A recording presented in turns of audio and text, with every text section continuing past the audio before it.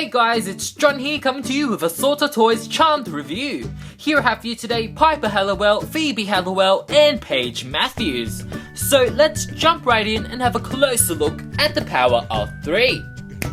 So here we have the magical trio from series 1 of the line right out of their packaging in all of their magical glory. Face wise, the girls overall have nice likenesses to the actresses. Some more than others though, as you may be able to tell. Piper is a definite standout to me, resembling actress Holly Marie Combs best, while to me Paige kind of looks like a generic brunette female rather than Rose McGowan. Phoebe on the other hand, well, I don't know. Looking at her face, it seems like she's either gone to the dark side, ate a lemon, or smelled a really bad fart. Sorry Alyssa Milano. As for hair, each girl is rocking their brunette hair, which is nicely detailed with sculpted lines and a mixture of brown paint tones and shades throughout. As for hairstyles, we have Piper and her long locks, Phoebe with a short bob, and Paige with a wavy shoulder length do. I personally really like the hairdos they decided to go with. As you may know, throughout the 8 seasons of the show, hairstyles tend to change, besides from Piper's of course, who's always been rocking some kind of variant of her straight long do since the beginning. I also really like that they are all brunette here, which really conveys the sisterly team kind of feel, which is great. Moving down to clothing, the girls are wearing attire that nicely represents the type of clothing they like to wear throughout the entirety of the series. Starting off with Piper, whose outfit consists of a simple red spaghetti string tank top, a silver necklace, long black leather-like pants, and black high-heeled shoes. Moving on to Phoebe, who is donning a white tube top with a blue denim vest, long black pants with a brown belt, and brown open-toed sandals. And lastly is Paige, who is wearing a pink spaghetti string tank top, a silver necklace with green detailing, a white short miniskirt, and pink platform thongs. Overall, the outfits here seem very simple yet nice at the same time, whilst also brilliantly representing the characters' personalities. With Piper having the most mature conservative look, Phoebe having the more rebellious sexy look, and Paige having the younger girly look. Height-wise, standing next to each other, the sisters stand tall at different heights, with both Piper and Phoebe being 5.9 inches, whilst Paige stands tallest at 6 inches. I will point out though that the girls' legs are fixed in these slightly bent positions, which if weren't the case would change these results. Articulation wise, all 3 girls have the exact same movement, with 360 rotation in the head, though Piper and Paige's longer hair really does hinder that motion. It is made out of a pliable material, so you can move it out of the way if you do wish. They can tilt up and down as well, tilt side to side. They have 360 rotation in both arms, and that can move up and down. They have 360 rotation at the bicep, a slight bend at the elbow, and 360 rotation in both hands. They also have a 360 rotation waist swivel, though unfortunately there's nothing else in the legs or the feet, which is really limiting. So now let's jump right in and have a closer look at the power of 3's accessories. Accessories wise, the sisters come with an extremely impressive amount when put all together of course. As you guys can see, I've split the accessories into groups, with Piper here coming with the left side of the attic, an Ouija board and its planchette, 2 potions and a pair of extra hands.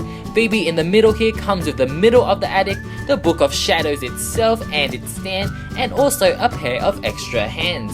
And lastly, Paige here comes with the right side of the attic, a cauldron, 2 potions, and again a pair of extra hands.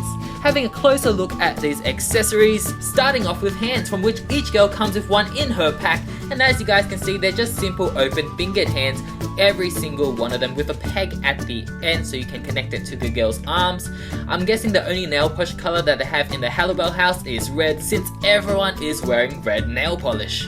Next up are their potions, which are molded in green translucent plastic, which I absolutely love. I really love that they're see-through, and I do love as well that they have bubbles in them, which really adds to the overall effect. These little ones as well can be held in their hands, which I think is totally awesome. Next up is their cauldron, which is absolutely amazing. I love the kind of silver pearlescent color they have on the cauldron itself, and I also really love that they have some ingredients in there. They have some chicken feet, it looks like, frog's legs, seeds, I don't know, a lizard. That's just amazing.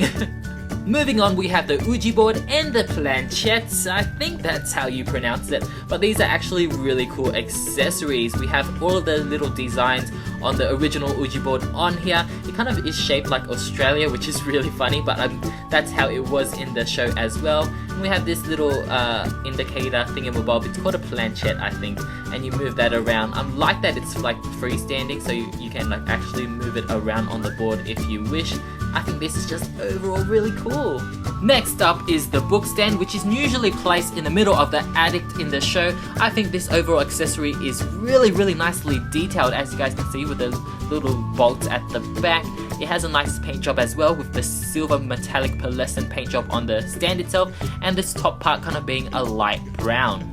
And of course, you can't have the book stand without the Book of Shadows itself, which is also included, though it's a little bit on the smaller scale. It does have nice detailing though. As you guys can see, they're actually written something inside the pages. I don't think it's a specific page, though I'm glad they included something at least. The cover, of course, is green, and we have the Power of 3 symbol on that as well. Overall, it's a nice accessory, though I wish it was just a little bit bigger. And now we've come to the piece of resistance, which is the addict. It is absolutely brilliant in every way possible, and probably the best thing about these charm figures. It's beautifully detailed with screen-like accuracy from the stained glass windows, wooden panels, rugs, floor, boxes and chest everywhere, and creepy hung paintings. It's a little tricky to put together at first, but it's all well and worth it, and is overall just an amazing display piece. Overall, I am extremely happy with these Charmed action figures. I think in general this whole set looks fantastic, but I would have liked a little bit more articulation added, especially to the girls' legs, because to be honest, your display options are extremely limited. All in all, they may not have the best likeness to their actresses or good articulation for power displaying positions, but the thought of just having Charmed figures in general brings a huge smile to my face. Their accessories are a definite standout. I don't know any Charmed fan that wouldn't want a miniature replica of the Halliwell Addict, and it's just a dream come true to have it here today. I also know for a fact as well that they did make improvements in the second Charmed action figure series, with better resemblance to actresses and actors, and more articulation, which is always good to see companies improve.